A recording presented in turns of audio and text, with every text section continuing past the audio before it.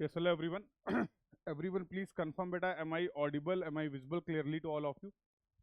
एक बार सभी लोग कंफर्म कर देंगे ऑडियो वीडियो क्लियर है. Everyone, please confirm in the chat box बेटा, am I audible? Am I visible clearly to all of you?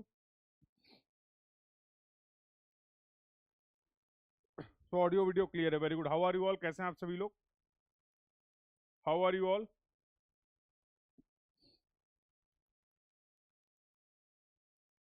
So I hope you all are good and preparing well for your exam. सभी लोग अच्छे तरीके से अपने exam के लिए prepare कर रहे हैं. सो अभी इस सीरीज में, इस सेशन में हम लोग क्या डिस्कस करने वाले हैं? So we are discussing the geometrics engineering paper. जो जियोमेट्रिक्स इंजीनियरिंग का पेपर है उसका जो B1 पार्ट है उससे रिलेटेड जो प्रीवियस ईयर क्वेश्चन है फ्रॉम द ईयर 2022 टू 2025. तो जैसा मैंने आपको पहले के सेशंस में बता भी रखा है कि ऑलमोस्ट 60 क्वेश्चंस आर देयर. तो 60 क्वेश्चन में already we have completed 25 questions. तो क्लासेस अवेलेबल हैं, उनको भी आप अटेंड कर सकते हैं. और आज 10 to 15 more question we will try to solve. So let's start the discussion. Discussion को स्टार्ट करते हैं. और ये क्वेश्चन हम लोगों ने कंप्लीट कर लिए थे. The last question I have discussed was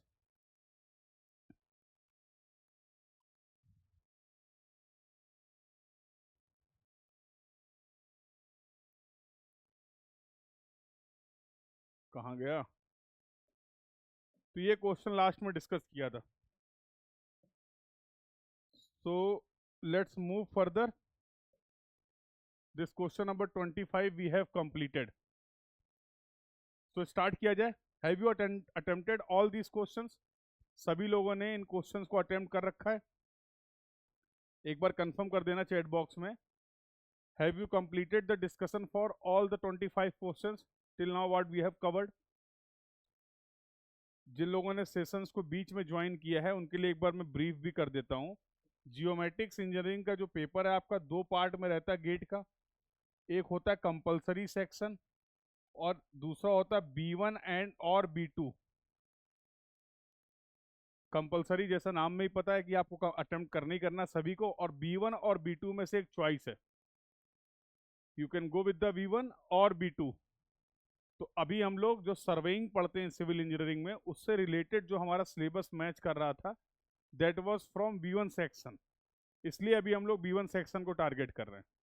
once we will complete the discussion for the B1 section उसके बाद हम लोग चलेंगे कंपलसरी में. तो अगर मैं पेपर अटेम्प्ट करूंगा या आप पेपर अटेम्प्ट करेंगे इस डिस्कशन के बाद तो what will be your choice? Compulsory section plus B1. In this way we will proceed. Clear है? चलिए, तो now let's move further. Question number 26 फटाफट क्वेश्चन सॉल्व करेंगे और देखते हैं इससे रिलेटेड जो डिस्कशन होने वाला है. तो today we will try to complete till question number 40. 15 question at least और सॉल्व कर लेंगे आज. और नेक्स्ट क्लास में जो रिमेनिंग 20 क्वेश्चंस रहेंगे उनको कंप्लीट कर लेंगे. तो ये गेट 2024 में पूछा गया क्वेश्चन 1 मार्क का प्रॉब्लम है. टॉपिक की अगर मैं बात करूं तो एरियल फोटोग्रामेट्री और बेसिक टर्मिनोलॉजी. एरियल फोटोग्रामेट्री या फोटोग्रामेट्री सर्वेइंग में जो हम लोग बेसिक टर्मिनोलॉजी पढ़ते हैं this question is related to that part. So you have 1 minute time to respond. अगर आपको इसका आंसर पता है तो आप बता सकते हैं. Then we will have the discussion for this question. Simple सा क्वेश्चन है, बेसिक डेफिनेशन से रिलेटेड क्वेश्चन है. पूछा गया आइसोसेंटर क्या होता है. और पता है same question you will find in your ESC exam as it is. अगर आप ESC के इंजीनियरिंग सर्विसेज के प्रीवियस ईयर क्वेश्चन प्रैक्टिस करेंगे तो वहां पर भी ये क्वेश्चन ऑलरेडी पूछा जा चुका है. क्या है डिस्कशन देखिए. बोला गया है आइसोसेंटर क्या होता है. पहला ऑप्शन दे रखा गया intersection of the optical axis of the aerial camera with the plane of photograph. कैमरे का जो ऑप्टिकल एक्सिस है उसके सेंटर से जब आप एक लाइन ड्रॉ कर रहे हैं और till the plane of photograph तो ऐसे जो पॉइंट मिल रहा था अगर आपको याद हो तो उसको हम लोग बोलते थे प्रिंसिपल पॉइंट. यहां पर पूछा गया आइसोसेंटर. हटाओ इसको. The point of aerial photograph where the plumb line dropped from the exposure station.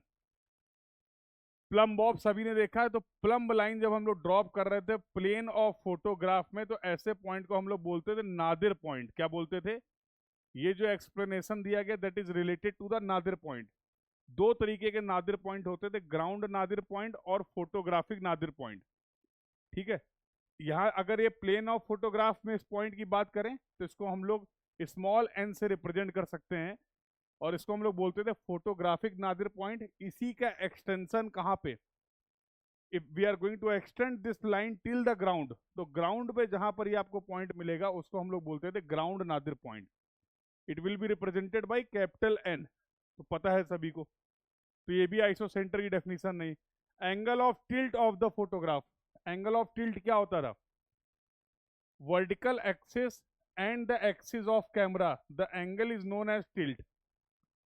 Tilt angle is defined as it is the angle between the vertical axis and at any particular point what will be the axis of camera, उसके बीच में जो angle होने वाला है उसी को हम लोग बोलते थे टिल्ट एंगल। तो ये भी डेफिनेशन सही नहीं है। तो बाय डिफॉल्ट ऑप्शन तो होगा करेक्ट आंसर डी, और पढ़ भी लेते हैं और समझ भी लेते हैं। The point on the photograph where the bisector of angle of tilt meets the photograph, this point is known as the isocentre. इस टिल्ट एंगल का जो बाइसेक्टर होगा, इस टिल्ट एंगल का जो बाइसेक्टर होगा वो जहां पर भी मिलेगा फोटोग्राफ में, इसी पॉइंट को आप बोलते हो आइसोसेंटर।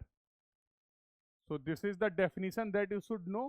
तो डेफिनेशन बेस्ड एक क्वेश्चन था। कुछ पूछ रहे हो क्या?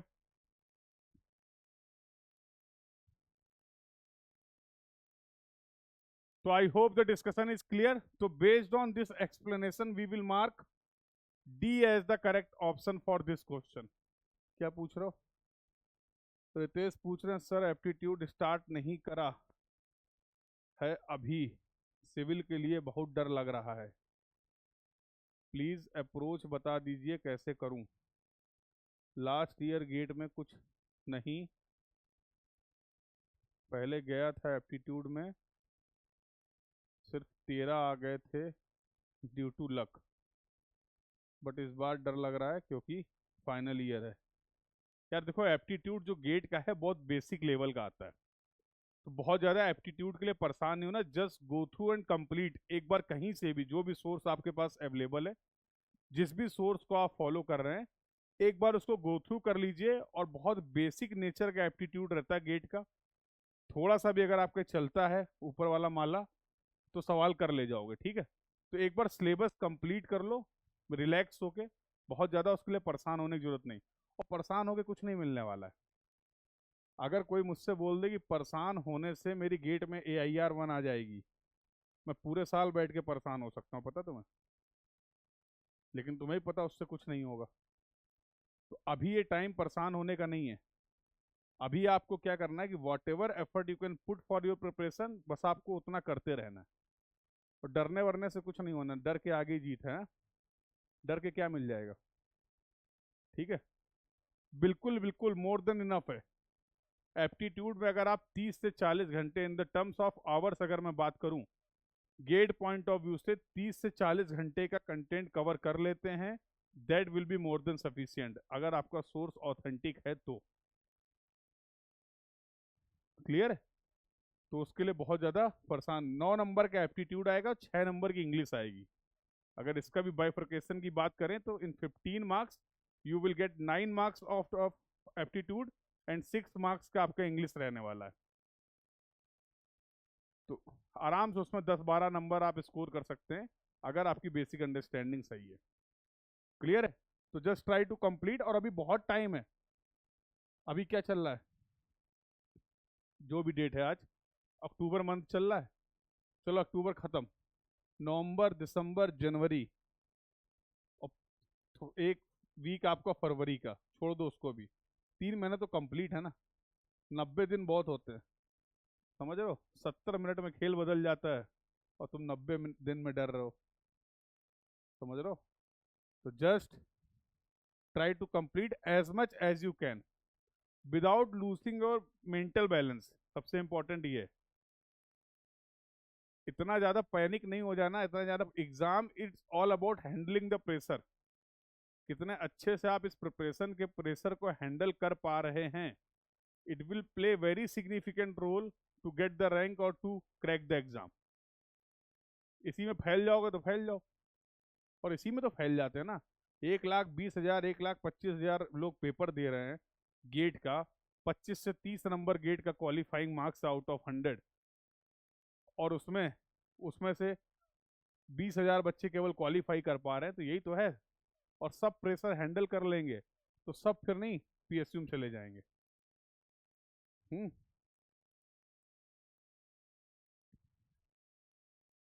हाँ, तो बिल्कुल कोई भी एक सोर्स, 10 सोर्स भी नहीं चाहिए, कोई भी एक सोर्स फॉलो कर लो और आराम से कंप्लीट कर लो।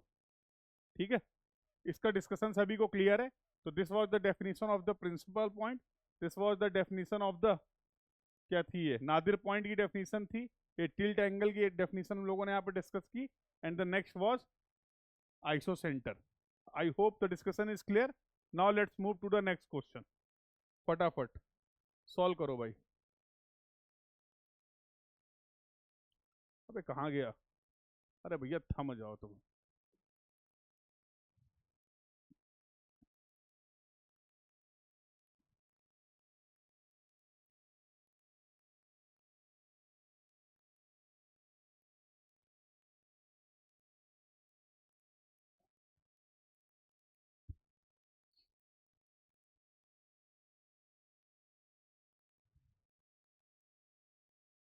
तो this question is related to the compass surveying, compass surveying से रिलेटेड एक क्वेश्चन है।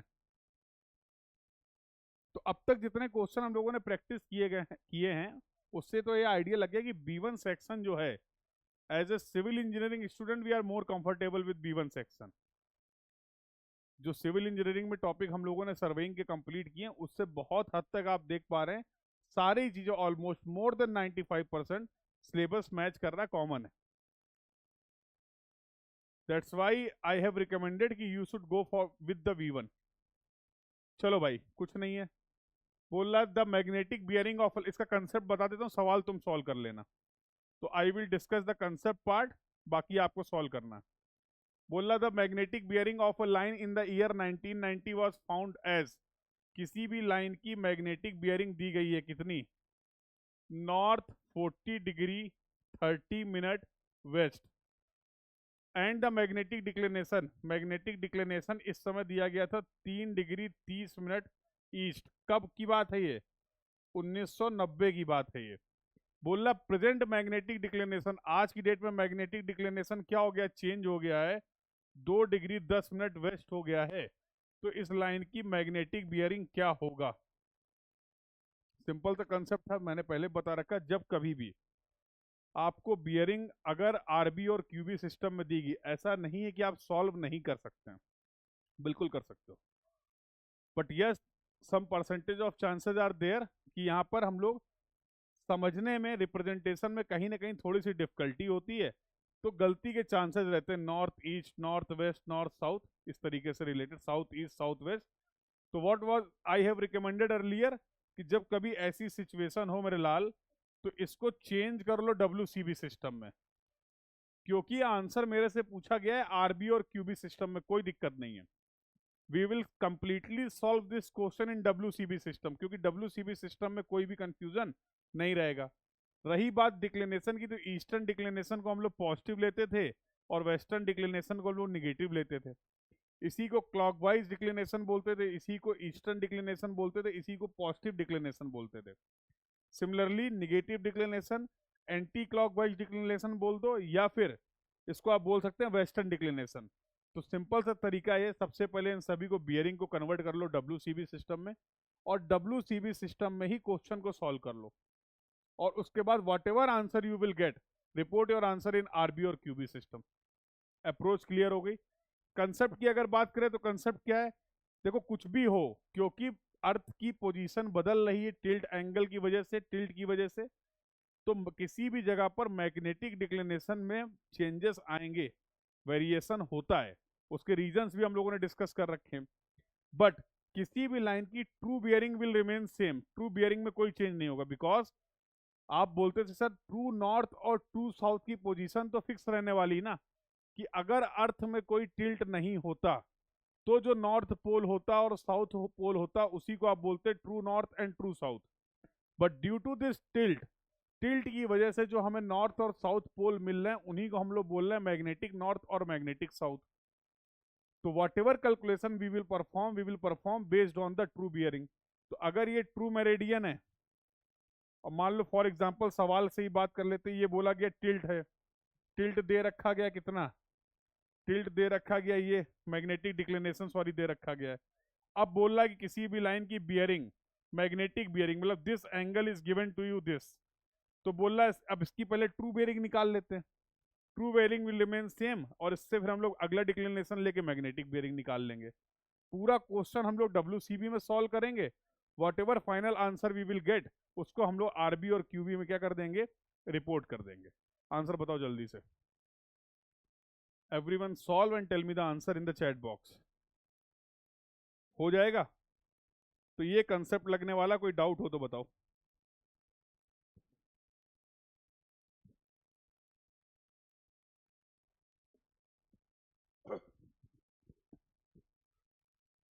क्लियर है?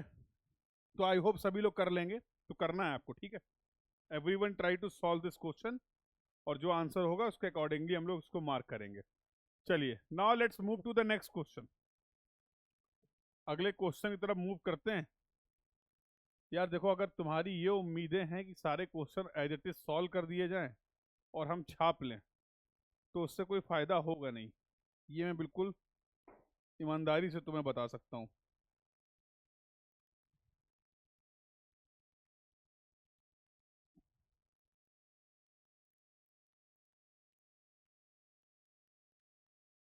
सो रीड द क्वेश्चन केयरफुली और आंसर बताइए।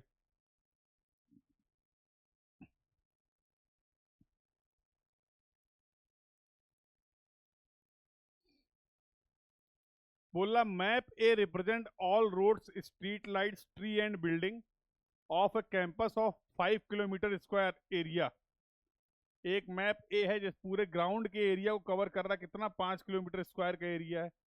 Another map B represent the forest and agriculture area of a district, और एरिया कितना है, 10,000 किलोमीटर। अरे काफी ज्यादा एरिया इसके कंपैरिजन में, 10,000 किलोमीटर स्क्वायर एरिया, ठीक है। Considering the physical size for both the maps A and B same, which of the following statement is oblique are correct, MSQ है, ठीक है। मल्टीपल सेलेक्ट क्वेश्चन 2 नंबर में पूछा गया है। पहले सवाल समझ लो, सवाल समझ जाओगे तो आंसर अपने आप बता दोगे। बोला गया है एक मैप बनाया गया, मैप ए, जो कहीं ग्राउंड पे रोड, बिल्डिंग, स्ट्रीट सभी को कवर कर रहा है, और वो एरिया जो है वो 5 किलोमीटर स्क्वायर का है। दूसरा मैप बी बनाया गया है, वो 10,000 किलोमीटर स्क्वायर के एरिया को कवर कर रहा है, बट दोनों मैप का फिजिकल साइज जो है वो सेम है। मतलब दो, फॉर एग्जाम्पल, दोनों मैप ए और बी प्रिपेयर किए गए हैं A4 साइज पेपर में। सभी को पता है A4 साइज पेपर। तो अब इसके बेसिस पे व्हाट यू कैन कंक्लूड, क्या कंक्लूड कर सकते हैं, देखो बोल रहा है ये map A is at a relatively large scale.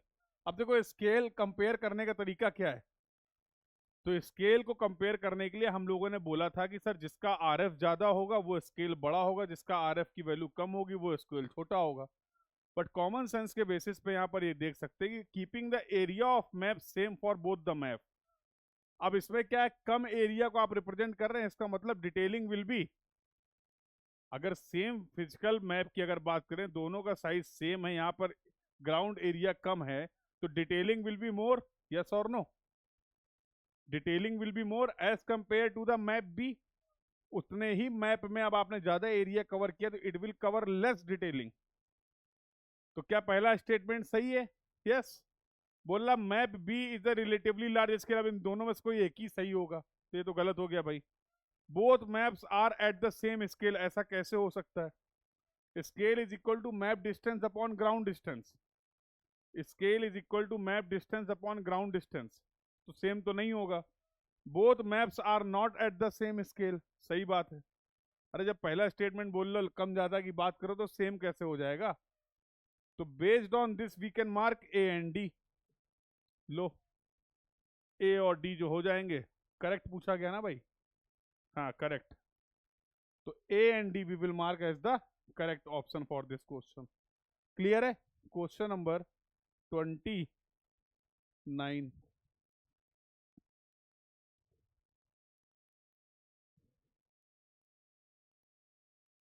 Quickly, बहुत बेसिक बेसिक क्वेश्चन है भाई, जल्दी जल्दी सॉल्व करो।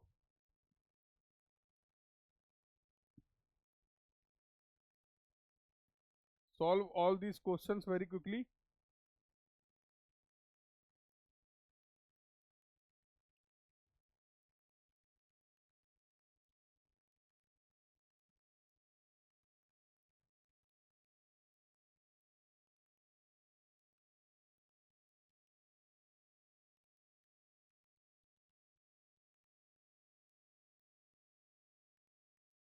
बोला गया which of the following statement is oblique are correct, MSQ. ढूंढो भाई। बोला triangulation is preferred in a plain area where the trilateration is preferred in hilly area. यह ट्रायंगुलेशन सर्वेइंग का एक तरीका था जहां पर आप पूरे सर्वेइंग को, पूरे एरिया को कवर करते थे with the help of the triangles. और ट्रायंगल में हम लोग लीनियर मेजरमेंट और एंगुलर मेजरमेंट दोनों परफॉर्म करते हैं। Specially in the case of hilly area it was suitable, जहां पर एक्सेसिबिलिटी का इशू था, जहां पर हम लोग लीनियर मेजरमेंट परफॉर्म नहीं कर पा रहे थे, वहां पर हम लोग with the help of angular measurements अपने एरिया को मेजर कर रहे थे या डिटेलिंग को नोट कर रहे थे। ऐसे सर्वेइंग को आप बोलते थे ट्रायंगुलेशन। तो प्लेन में तो एक्सेसिबिलिटी का कोई इशू ही नहीं ना, ना साइटिंग का कोई प्रॉब्लम है, ना मेजरमेंट का कोई प्रॉब्लम है।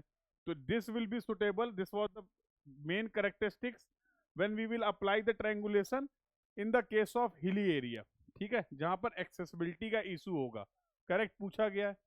Triangulation is preferred in the hilly area where the triangulation is preferred in the plane area. हाँ भाई, जब साइड्स मेजर कर सकते हो तो obviously you can go with this method. Sides measure नहीं कर पा रहे हैं, साइटिंग का इशू है, रेंजिंग का इशू है, मेजरमेंट का इशू है, चैनिंग का इशू है, in that case we will go for the triangulation. Here we will prefer the angular measurement. यहां पर बात किसकी हो रही है? लेटरल मेजरमेंट की। सही है बात, तो इसको मार देते हैं सही। बोला गया in triangulation the angles are measured with the greater accuracy. वही मैं बोल रहा हूं लगातार। In the triangulation we will perform the angular measurement because whatever calculation we will do further based on the angular measurement only. क्या बोला गया? while the triliteration sides are measured with the greater accuracy। बिल्कुल सही बात है। बोला triliteration में angles को, अरे फर्जी बात है, उसी को घुमा घुमा के। गलत गलत गलत। B and C, B and C we will mark. Correct पूछा गया ना? हाँ, ये देख लेना करेक्ट पूछा गया कि इनकरेक्ट पूछा गया। तो ट्रायंगुलेशन भी सर्वेइंग का एक तरीका है, ट्राइलिट्रेशन भी एक सर्वेइंग का तरीका है। यहाँ पर एंगल्स की हेल्प से मेजरमेंट होते थे एक्यूरेटली, और यहाँ पर क्या करते हैं? L1 लीनियर मेजरमेंट को प्रेफरेंस दी जाती है। लीनियर मेजरमेंट जो है, साइड्स जो हैं, वो हम लोग ज़्यादा एक्यूरेसी से मेजर करते थे। तो I hope the explanation is clear to everyone. Now let's move to the next question, question number 30। ये भी एमएसक्यू है भाई, क्विकली कहाँ पहुंचा दें इसको?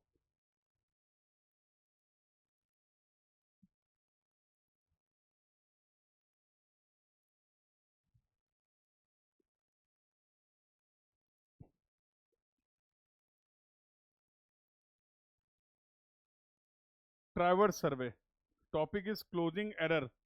2 नंबर में पूछा गया है। बहुत ही बढ़िया। देखो एग्जामिनर तो ये चाहता है कि तुम क्लियर कर लो, तुम खुद ही नहीं चाह रहे हो। 2 नंबर में सवाल आ रहा है।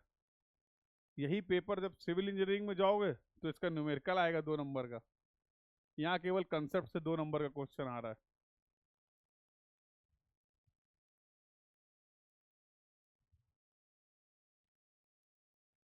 केवल कंसेप्ट डिस्कस करना है कि सॉरी केवल आंसर बता दें इसका या कंसेप्ट पूरा बताएं?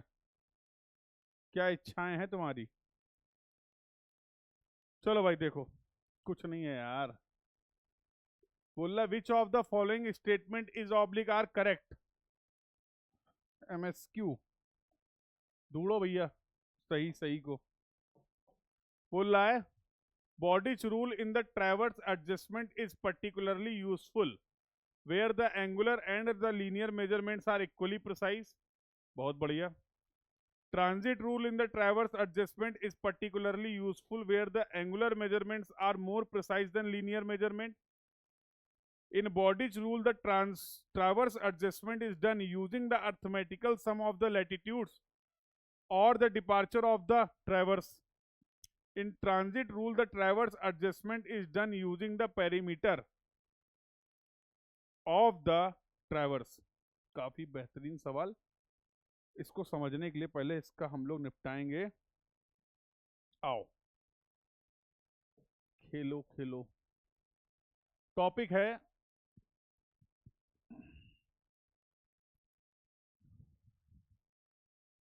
टॉपिक होता है टॉपिक टॉपिक टॉपिक। ये जो टॉपिक है एलिमिनेशन ऑफ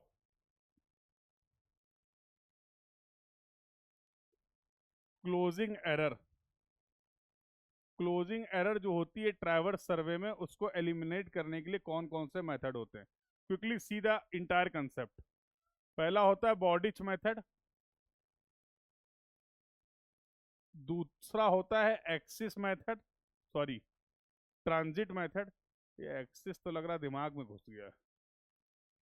ट्रांजिट मेथड, तीसरा होता है एक्सिस मेथड, और चौथा होता है ग्राफिकल मेथड।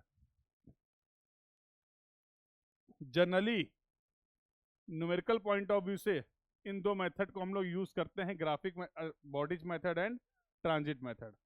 क्या होता था क्लोजिंग एरर, जल्दी समझ लो क्या होता है। एक कोई ट्रैवर्स था जिसकी ग्राउंड में पोजीशन ये थी ABCD, कंपास सर्वे किया और जब इसको पेपर में प्लॉट किया तो ये ट्रैवर्स मिल रहा something like this ABCDE।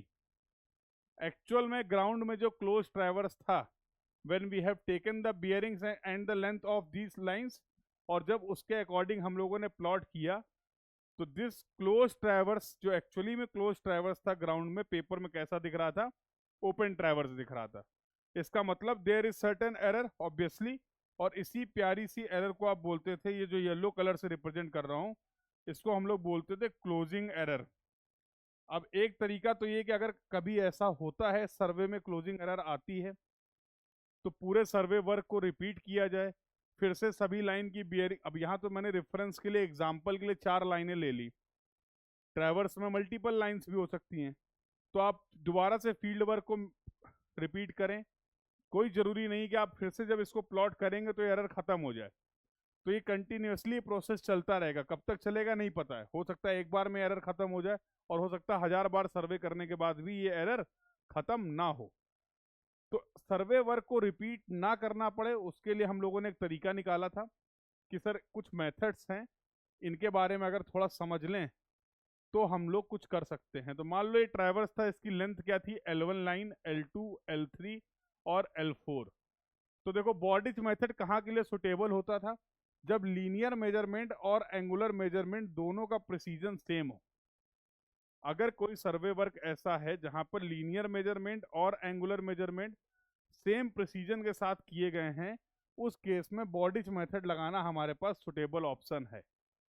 Transit method हम लोग अप्लाई करते थे जहां पर angular measurements are more precise as compare to the linear measurement. जैसे टोटल स्टेशन की हेल्प से हम लोगों ने एंगुलर मेजरमेंट परफॉर्म किए, और टेप की हेल्प से या चैन की हेल्प से लीनियर मेजरमेंट परफॉर्म किए। तो क्लियरली वी कैन से कि angular measurements are more precise in this case as compare to the linear measurement.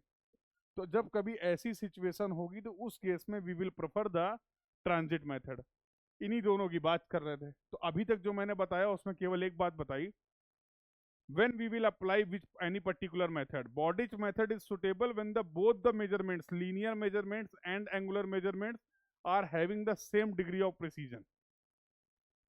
Transit method is suitable when the angular measurement is more precise as compared to the linear measurement. ये बात clear है सभी को? अब कैसे इसके लिए corrections को फाइंड आउट करते थे? आओ तो पहले बात करते हैं बॉडीज की। बॉडीज मेथड तो बोलता है किसी भी लाइन के लैटिट्यूड को अगर आपको करेक्ट करना, correction for first line latitude minus L1 upon summation L into total error in latitude.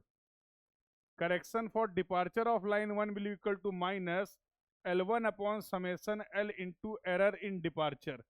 अब L1 क्या है यहाँ पर? CD1 CA L1 क्या है? First line. जैसे फॉर एग्जांपल इसको मैं बोल देता हूँ फर्स्ट लाइन। तो इस फर्स्ट लाइन के लैटिट्यूड एंड डिपार्चर के लिए जो करेक्शन निकालेंगे हम लोग, तो बेस्ड ऑन द लाइन, किसी लाइन की पर्टिकुलर लेंथ क्या है, तो L1 divide by summation L क्या, इसी को बोल सकते हैं perimeter of the traverse. Summation L कुछ और नहीं है, L1 प्लस L2 जितनी भी साइड्स हैं उनको अगर ऐड कर दें तो that will be the summation L, और इसी को बोल सकते हैं perimeter of the traverse. EL is the total error in latitude, total error in the latitude, और ED is the total error in departure. तो बॉडिच मेथड ये बोलते हैं भाई कि जिस लाइन की जितनी लेंथ है ट्रैवर्स में, उसके प्रपोर्शन में आप टोटल एरर को डिस्ट्रीब्यूट कर दीजिए। देख लो, पहली लाइन की length total perimeter of traverse multiply कर दिया एरर इन लैटिट्यूड। ऑब्वियसली अगर ये ज्यादा वैल्यू होगी तो इसकी वैल्यू ज्यादा आने वाली है, यस और नो? तो आपने एरर को ज्यादा डिस्ट्रीब्यूट कर दिया। किसी पर्टिकुलर लाइन की लेंथ कम है तो एरर भी कम डिस्ट्रीब्यूट हो रही है। तो हर लाइन के लेंथ के अकॉर्डिंग हम लोग क्या कर देते थे, इसको डिस्ट्रीब्यूट कर देते थे। ये करेक्शन बताया था आपको बॉडिस साहब ने। अगले जो साहब आए थे उनको बोलते ट्रांजिट। तो ट्रांजिट साहब ने क्या बोला, इनको भी देख लो जरा। इन्होंने बोला CL1 जो होगा minus L1 upon summation L into EL। CD1 is equal to minus D1 upon summation D into ED। ये L1 और ये L1 सेम नहीं है। Capital L1 is the latitude of line 1। Capital D1 is the departure of line 1। Summation L is the algebraic summation of, और इसमें ध्यान देने वाली बात ये केवल पॉजिटिव लेते थे, ये प्रपोर्शन हमेशा, ये रेशियो हमेशा पॉजिटिव रहेगा। ठीक है? Sound is low. कैसा लो है भाई? देखें जरा, हम भी तो सुने। अबे और कितना तेज सुनोगे? हैं? एक इंस्ट्रूमेंट आता है जिसको बोलते हैं ईयरफोन या बोलते हैं हेडफोन, उसका प्रयोग करिए। वो आता है ना disclaimer, use earphone for better experience. सही है बेटा, एक बार अपने साइड से चेक कर लो। The audio is clear from my side, check yourself. Summation D is the algebraic summation, यहाँ पर हमेशा पॉजिटिव लेते थे सभी लैटिट्यूड्स का, of all the latitudes. Similarly summation of all the departure. तो ये तरीका बताया गया आपको in the case of transit method. ठीक है? साउंड लो है, वीडियो क्वालिटी पुअर है, फिर तुमसे किसने कहा यहाँ पे तुम टाइम बर्बाद करो अपना? हाँ, जब जीवन में इतने दर्द हैं तो एंजॉय करो जाके। जो चीज़ों की साउंड क्वालिटी अच्छी है, वीडियो अच्छा, उसकी मौज लो यार, समय क्यों बर्बाद कर रहे हो? Don't waste your time. ठीक है? पढ़ाने दो यार, काम की चीज़ें। एग्जाम में टाइम कम बचा है, तुम्हें स्पैमिंग खेलना है, मत करो। हाँ, मेरे पास टाइम की कोई दिक्कत नहीं है, अपने और अपने साथ वालों के टाइम की थोड़ी सी चिंता रखो। ठीक? बाकी तुम समझदार हो, और यहाँ बिल्कुल नहीं खेलना है। हाँ, क्योंकि हम खेलने पे आ जाएंगे तो फिर दिक्कत हो जाएगी। ठीक? चलो। तो अब इसके बेसिस पे जरा इसको आंसर करो। बोलना विच of the following statement is correct. Bordich rule in the traverse adjustment is particularly useful where the angular and the linear measurements are equally precise. Yes, that we have discussed. कि जहां पर linear measurement और angular measurement दोनों ही same degree of precision से होंगे, उस case में हम लोग अप्लाई कर देते हैं बॉडिज को। तो ये तो सही है भाई। Transit rule is traverse adjustment is particularly useful where angular measurements are more precise than linear measurement, ये भी हम लोगों ने भी डिस्कस किया। In Bordich rule, the traverse adjustment is done using the arithmetic sum of the latitudes or the departure of the traverse। देखो जरा, ये जो corrections आपने find out किए थे, in the case of Bordich method we have applied this correction। तो क्या सभी लाइंस के latitude, सभी लाइंस के लेंथ को, समेशन को कंसीडर किया था? हाँ बिल्कुल किया था। तो क्या मैं बोल सकता हूँ C statement is also correct. In transit rule the traverse adjustment is done using the perimeter of traverse. Transit method में अगर मैं बात करूं करेक्शंस की, तो यहां पर कहीं पे भी पेरीमीटर ऑफ ट्रैवर्स की बात हो ही नहीं रही है। We are considering the latitude of individual line, departure of individual line, similarly all the latitudes, all the departure to apply the correction. तो यहां पर किसी भी तरीके के पेरीमीटर की बात नहीं हो रही है। पूछा गया था करेक्ट, तो करेक्ट ही बताएंगे। तो A B C, A B C, these are the correct one. Clear है सभी को? क्लियर है सभी को? बताओ। तो इसका कंसेप्ट वाला पार्ट भी हम लोगों ने कंप्लीट कर लिया और क्वेश्चन तो आपने सॉल्व कर ही लिया। So I hope the discussion is clear to everyone. किसी को कहीं कोई डाउट हो, कोई क्वेरी हो, तो you can ask your doubt, you can ask your query. चलो आओ अगला सवाल देखते हैं। तो इस तरीके से हम लोग आ चुके क्वेश्चन नंबर 31 में। What will be the answer for this question? Quickly, तो you have 1 minute time to solve this question.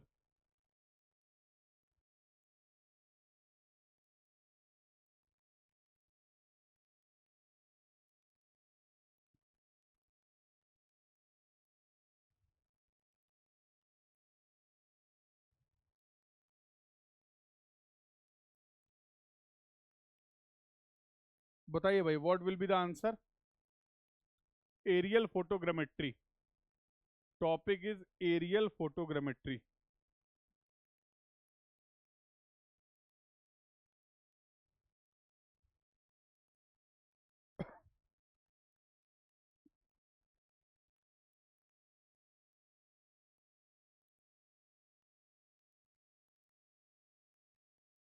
Aerial photogrammetry.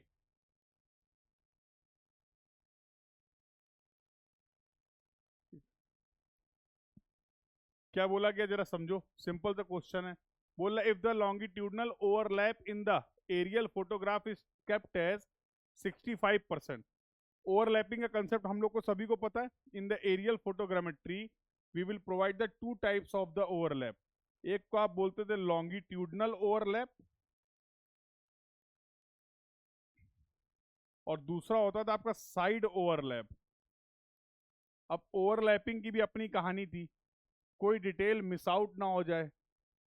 अगर बहुत ज़्यादा नंबर ऑफ फोटोग्राफ्स हैं तो उनको हम लोग कनेक्ट करके जो डिटेल्स स्टीरियोस्कोपी में निकालने वाले ग्राउंड की, उनको उस डिटेल को एक्सट्रैक्ट करना क्या हो जाए, इजी हो जाए।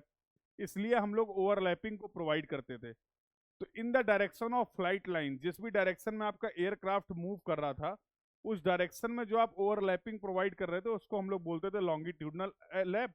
और adjacent to the flight line जो ओवरलैपिंग हम लोग प्रोवाइड करते थे उसको बोलते थे साइड लैब। यहाँ पर लॉन्गिट्यूडनल लैब बोला गया है। जनरली इसको परसेंटेज एल से रिप्रेजेंट करते थे, तो ये हो जाएगा 0.65, 65% है। The common overlap, super overlap between the three successive photograph कितना होगा? तो 3 फोटोग्राफ में कॉमन ओवरलैपिंग कितना होगा? तो कैसे निकाल सकते हैं? 2 इंटू ओवरलैप -1। तो कॉमन ओवरलैप जो होगा that will be equal to 2 into overlap -1। तो 2 इंटू 0.65 माइनस 1, 0.30 किसमें पूछा गया है? Percentage integer 30 will be the answer. Simple सा कंसेप्ट था। तो इस तरीके से इसको हम लोग आंसर कर सकते हैं। क्लियर है सभी को? चलिए भाई, now let's move to the next question. Quickly इसको भी सॉल्व कर लेंगे। तो बहुत देखो बेसिक नेचर के क्वेश्चन है, अगर कंसेप्ट पढ़ा है आपने, क्लियर है, तो आसानी से आप सॉल्व कर सकते हैं। बताइए, इसका भी आंसर बताइए।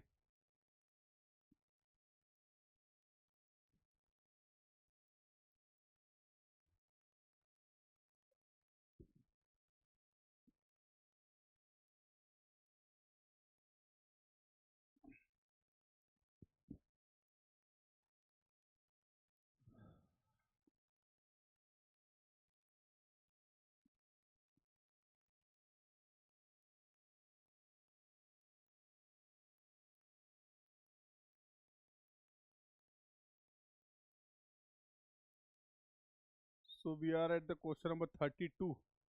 चलो भाई फटाफट कंप्लीट करो, भी और क्लास भी है।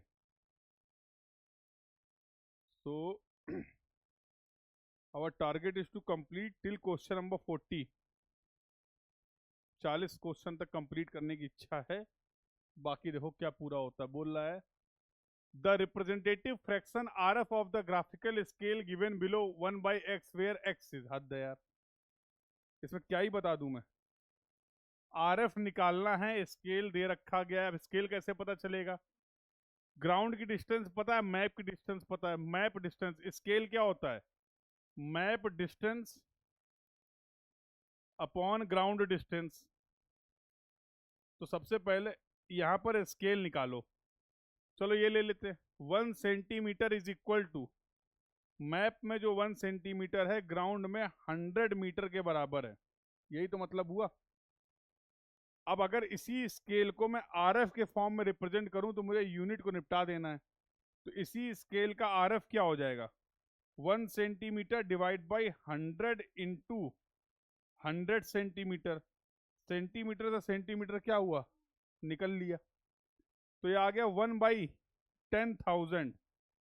तो अगर इसको 1/x के फॉर्म में रिप्रेजेंट करें तो यहां से मुझे दिख रहा है x की वैल्यू जो आ जाएगी वो आ जाएगी 10,000। x की वैल्यू पूछी गई है, तो 10,000 will be the answer for this question. RF में कोई यूनिट नहीं होगी। आरएफ का मतलब क्या है? 1 unit on the ground, sorry 1 unit on the paper will represent the 10,000 unit on the ground. जो भी यूनिट आप ले लो, that's why we have eliminated unit from here. तो यहाँ पर 1 इन x के फॉर्म में, 1 इन n के फॉर्म में अगर रिप्रेजेंट कर रहे हैं तो we are getting this value as 10,000। तो आंसर क्या मार्क कर देंगे हम लोग? 10,000। क्लियर है? 2 नंबर में पूछ लिया है, ये तो हद ही हो गई। वो भी अभी अभी पूछा गया है, बहुत पुरानी बात भी नहीं है। क्लियर है? बोलो भैया।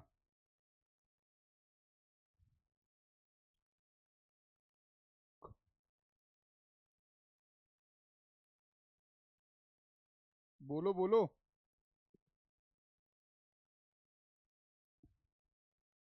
चलो कुछ अच्छे सवाल, बेसिक सवाल तो तुम कर ही लोगे। अभी कंबाइंड करेक्शन का सवाल है तो कर ही लोगे ना। बता दें ये भी कंसेप्ट, 3 करेक्शन होते हैं लेवलिंग में। 3 करेक्शन होते हैं, correction for curvature, correction for refraction, और एक होता है कंबाइंड करेक्शन। तो इनका कंसेप्ट की अगर बात करें, डिस्टेंस अगर इंस्ट्रूमेंट और स्टाफ के बीच की डिस्टेंस है जिसको हम लोग डी रिप्रेजेंट करते हैं किलोमीटर, तो कर्वेचर करेक्शन सीसी की बात करें अगर, तो 0.0673 क्या होता है? वैल्यू कंफर्म करो। कर्वेचर करेक्शन की केवल बात कर रहे हैं, 0.0785।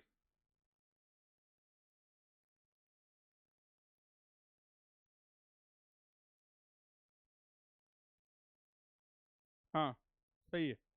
0 C C is equal to 0.0785 D square. Refraction होता था 1/7 ऑफ सीसी, तो 0.0112 d²। क्योंकि ये निगेटिव होता था, ये पॉजिटिव होता था करेक्शन, तो कंबाइंड करेक्शन होता था negative, that will be equal to 0.0673 d²। तो यहाँ से correct this distance we need to consider in kilometre. ये डिस्टेंस हम लोग कंसीडर करते थे किलोमीटर में। नेचर की अगर बात कर लें, कर्वेचर करेक्शन, एरर की बात नहीं कर रहा हूँ। Correction for curvature will be negative क्योंकि पॉजिटिव एरर हो रही थी। Correction for refraction will be positive because the error was negative due to the refraction। Combined कर दिया, overall you will get the negative value of the correction. तो मतलब curvature और refraction की वजह से कंबाइंडली हम लोग की पॉजिटिव एरर हो रही थी। अब देख लो, कुछ दे रखा गया है, कुछ पूछा गया है, कर लोगे ये हो जाएगा।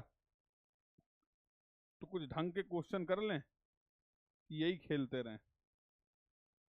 चलो ये करो, 2 नंबर का सवाल है एरियल फोटोग्रामेट्री का। Solve this numerical problem.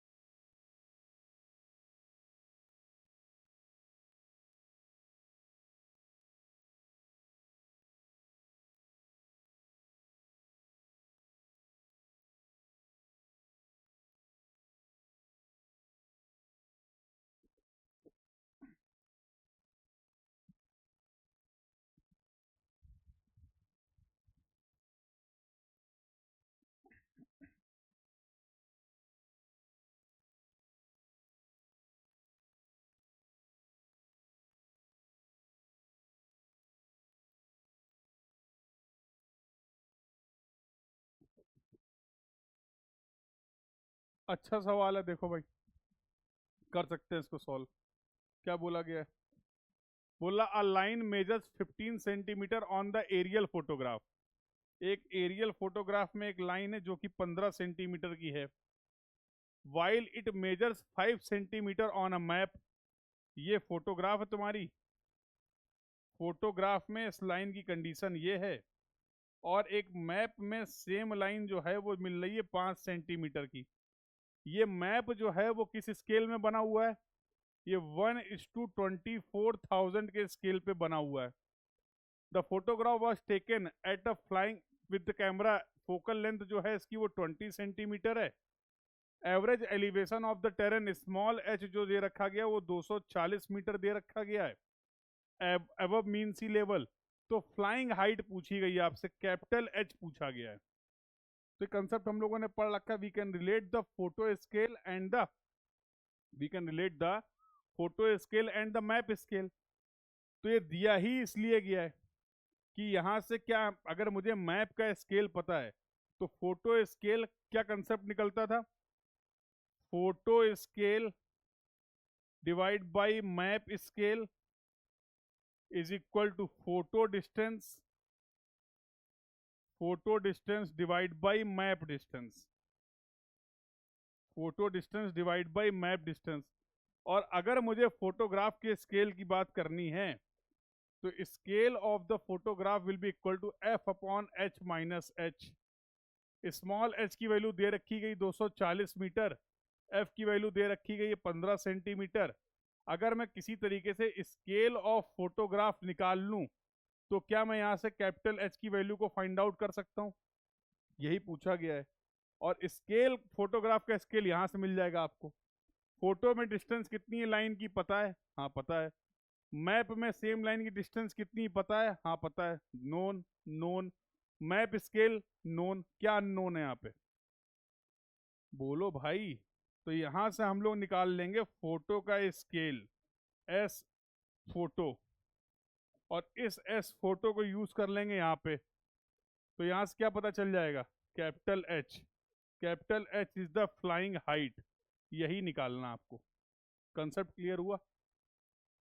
तो मैप की इंफॉर्मेशन दी ही इसलिए गई थी कि पहले आप मैप और फोटो को रिलेट करके इस कंसेप्ट से फोटो स्केल निकाल लें, and once you know the photo scale, उसके बाद की कहानी तो आपको इजीली पता ही है कि in this way we can find out the flying height. Capital H, f is the focal length of the camera, capital H is the flying height और altitude of the camera, small h is the average height of the terrain that is given to you in the question. तो इतना करना था केवल, हो जाएगा. कर लो भाई, 2 नंबर का सवाल था. बोलो. तो रिलीव डिस्प्लेसमेंट, ये सब बड़े इंपॉर्टेंट टॉपिक हैं. लो भाई, कंसेप्ट इज रिलीव डिस्प्लेसमेंट. करो सवाल. Concept is relieve displacement. और ये सारे टॉपिक आपने ऑलरेडी कवर किए हुए हैं अपने सिविल इंजीनियरिंग के सिलेबस में,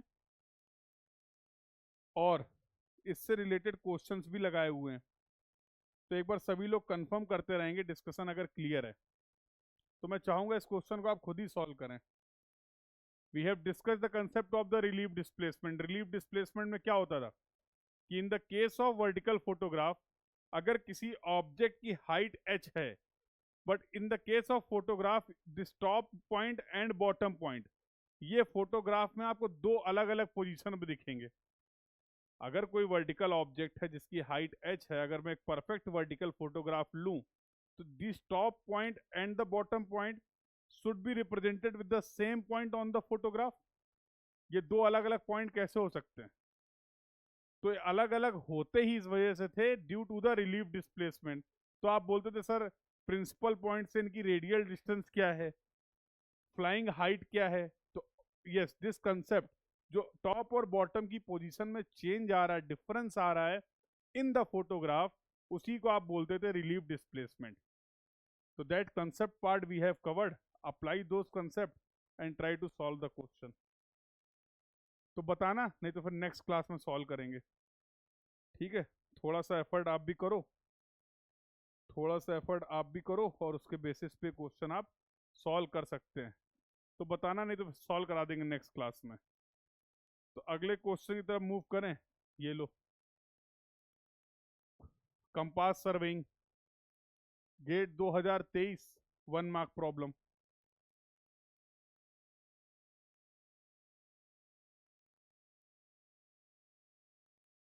क्या बोला गया है? बोला the bearing of line A B from the north is इतना.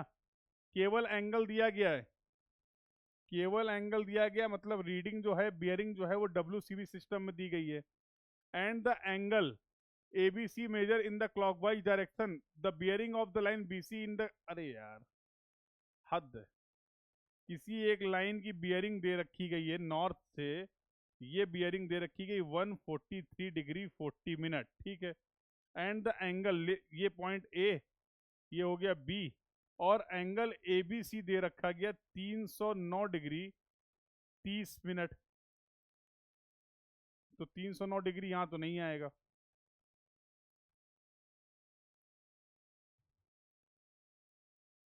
Late me correct the diagram. तो 309 डिग्री तो आएगा यहाँ पे. Yes, this angle is given to you 309 degree 30 minute. The bearing of the line BC की bearing क्या होगा? Quadrantal bearing system में पूछा गया है. क्या दिक्कत है? BC लाइन अगर आप देखें तो साउथ से क्लोज में है, लेकिन नॉर्थ से ही मेजर करना है. BC line north, this is your east, west, north, south. 309, 360 minus 309, ठीक है. नॉर्थ वेस्ट में आंसर आएगा, नॉर्थ वेस्ट. हो जाएगा आंसर? बताओ भाई, सॉल्व करो.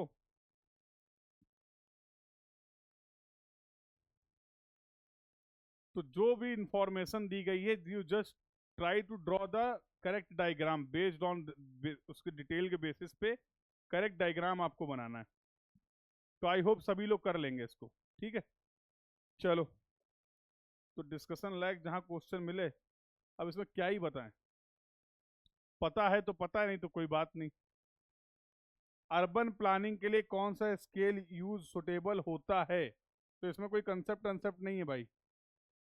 पता है तो ठीक है, नहीं तो अब याद रखना.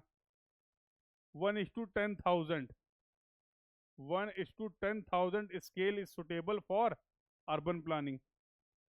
तो कुछ ऐसे सवाल भी आ जाते हैं। Question number 39, topic is relief displacement. अभी इसके बारे में हम लोग बातचीत कर रहे थे। तो एमसीक्यू क्वेश्चन है, विच of the following statement is not true. ध्यान से पढ़ना भाई, जल्दबाजी मत करना। कौन सा स्टेटमेंट जो है वो सही नहीं है related to the regarding the relief displacement in the vertical photograph in the context of aerial photogrammetry? Relief displacement is the shift in the photographic position of an object caused by the elevation of the object above or below the datum. ये तो बिल्कुल सही बात है। Relief displacement is always in non-radial from the principal point, हमेशा radial होगा, ये गलत है। तो अपना आंसर तो ये हो जाएगा। चलो एक बार मैं थोड़ा सा एक्सप्लेन कर देता हूँ, अगर किसी कोई दिक्कत हो रही हो। मान लो ये मीन सी लेवल है, ये एक टावर है, टावर का ये टॉप पॉइंट है और ये बॉटम पॉइंट है। टॉप पॉइंट को टी बोल दिया, बॉटम को बी बोल दिया, ग्राउंड पे है। इसकी जो हाइट है वो स्मॉल एच है। यहाँ पे तुम्हारा एयरक्राफ्ट क्या कर रहा था, मूव कर रहा था। यहाँ पे लगा हुआ था camera. When you have taken the photograph, तो जब आपने इसकी फोटोग्राफ ली है तो हालात जो हैं वो कुछ ऐसे हैं। अगर बात करें तो situation is something like this. तो सेम ऑब्जेक्ट, ये जो सेम ऑब्जेक्ट है आपको फोटोग्राफ में कुछ इस तरीके से दिखेगा। तो for example this is the photograph, ये अगर आपके फोटोग्राफ का प्लेन है, दिस इज द फोटोग्राफ। और इसी प्यारी सी डिस्टेंस को हम लोग बोलते थे फोकल लेंथ। तो सारी चीज़ें बता ही देता हूँ। इसको हम लोग बोलते थे फोकल लेंथ। एक मिनट रुको जरा, अद्भुत कला का प्रदर्शन किया जाएगा। तो इसको क्या बोलते थे, इसको बोलते थे focal length. This is your photograph. तो देखो, तो ये प्रिंसिपल पॉइंट होता था, स्मॉल के से रिप्रेजेंट करते थे। अब देखो ये पोजीशन, ये रिप्रेजेंट कर रही बॉटम की स्मॉल बी, और ये पॉइंट जो फोटोग्राफ में मिल रहा है, ये मिल रहा है स्मॉल टी का।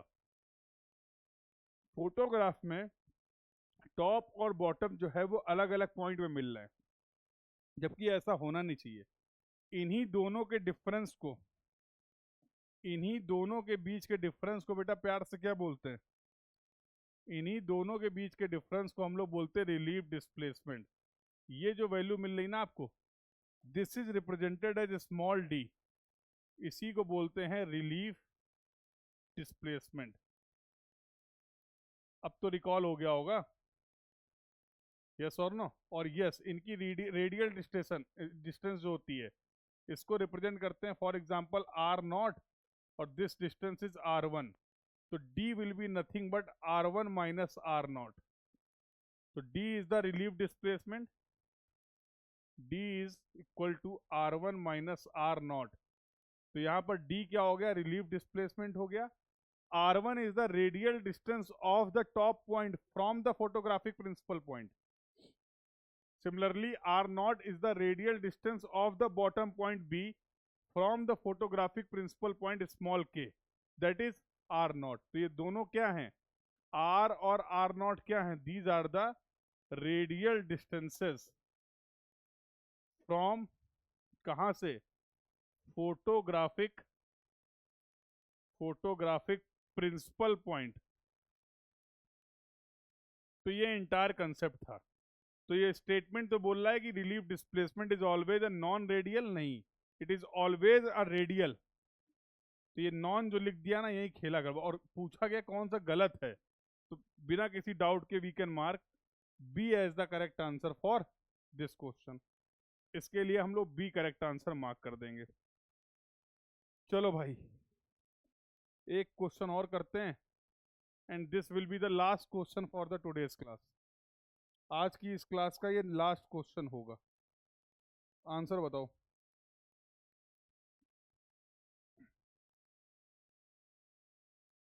Different types of photogrammetry important topic है, आप देख भी पा रहे हैं, लगातार क्वेश्चंस आते रहते हैं।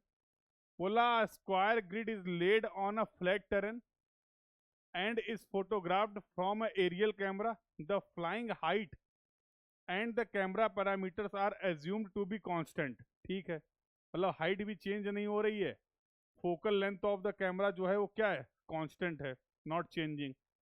The camera and the lens are assume to be perfect, मतलब किसी तरीके का कोई डिस्टॉर्शन नहीं हो रहा है, एरर की दिक्कत नहीं है.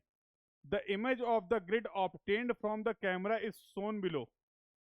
Select the correct statement. यार इसका तो डायग्राम मिसिंग है भाई, ये क्वेश्चन हम लोगों ने इस तरीके से कुछ किया था, इसका डायग्राम मिसिंग है. चलो कोई बात नहीं, अब मिसिंग है तो क्या करें, अब मिसिंग है तो क्या करें, तो एक क्वेश्चन ये कर लो, उसको बाद में करवा देंगे. Question was incomplete, question was incomplete, diagram original question में दिया गया बट यहाँ पर मिसिंग है, तो don't worry, we will solve again. चलो इसको देखो. बोला which of the following maps, MSQ है, published by the survey of India. Survey of India कौन सा मैप पब्लिश करता है, बताओ भाई. अब ये मत कह देना सभी मैप.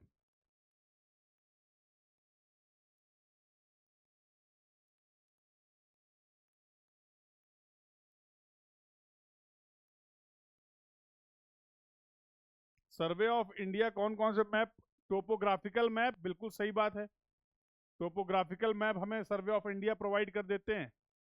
थीमेटिक मैप भी हमें इसी से मिलते हैं. जियोलॉजिकल मैप जो होते हैं, जियोलॉजिकल सर्वे ऑफ इंडिया, इसके लिए अलग डिपार्टमेंट है, geological survey of India. Similarly अगर बात करें सॉइल मैप्स के लिए, तो various agencies are there. Survey of India के अलावा भी बहुत सारी एजेंसीज हैं जो आपको सॉइल की क्लासिफिकेशन या सॉइल की कैरेक्टरिस्टिक्स के बेसिस पे मैप्स प्रोवाइड करते हैं. तो most suitable answer is a and D. यहाँ पर हम लोग मार्क करेंगे ए और डी को एज द करेक्ट ऑप्शन. तो अभी हम लोगों ने लगभग 40 क्वेश्चंस कंप्लीट कर लिए. कुछ क्वेश्चंस, एक क्वेश्चन मिसिंग था, तो उसको हम लोग नेक्स्ट क्लास में कर लेंगे बेस्ड ऑन द डायग्राम. तो आई होप लगभग लगभग जो 40 क्वेश्चन का डिस्कशन किया है, इसका मेन ऑब्जेक्टिव ये कि आप समझ पाएं इस बात को कि किस तरीके के क्वेश्चंस आपके एग्जाम में आ रहे हैं, so that accordingly you can prepare for the upcoming exam.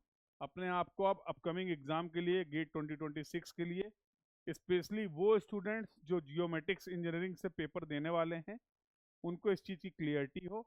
तो ये जो एफर्ट्स है वो इसलिए किया गया है, और मैंने भरा है पेपर. मैं बताता हूँ तुम्हें एकदम क्लियर, जियोमेट्रिक्स इस बार पेपर देंगे, ठीक है. तो हमको तो प्रैक्टिस करने ही करने थे, तो हमने लगा तो तुम्हें भी करवा दिया जाए. कहानी सिर्फ इतनी सी है, ठीक है. तो obviously you all will be getting benefited. अगर आप सारी चीज़ों को फॉलो कर रहे हैं तो इससे आपको बेनिफिट मिल रहा होगा. अधिक जानकारी के लिए टेलीग्राम ग्रुप का लिंक दे रखा गया है, क्या बोलते हैं इसको, क्यूआर. इसको स्कैन मारो, नहीं स्कैन मारना है तो टेलीग्राम में सर्च कर लो, मिल जाएंगे. और यहाँ पर सारी इन्फॉर्मेशन जो भी अपकमिंग सेशंस हैं वो सारी चीज़ें यहाँ पर डिटेल आपको मिलती रहेगी. We will meet further. तो अभी हम लोगों ने 40 क्वेश्चन कंप्लीट करे हैं, 40 क्वेश्चंस, लगभग 20 क्वेश्चंस और हैं. जैसा मैंने आपको बताया टोटल 60 क्वेश्चन थे 2022 से लेके 25 के बीच में B1 सेक्शन के. तो 20 क्वेश्चंस और हैं जिनके बारे में हम लोग मिलेंगे अपकमिंग सेशन में. सेशन कब होगा, कैसे होगा, इसके टाइम में थोड़ा सा वेरिएशन रहेगा, तो उस इसलिए आप इस टेलीग्राम ग्रुप में अगर कनेक्टेड रहेंगे तो you will get the class link. So this was all about for this class. Thank you everyone. Keep learning. Thank you.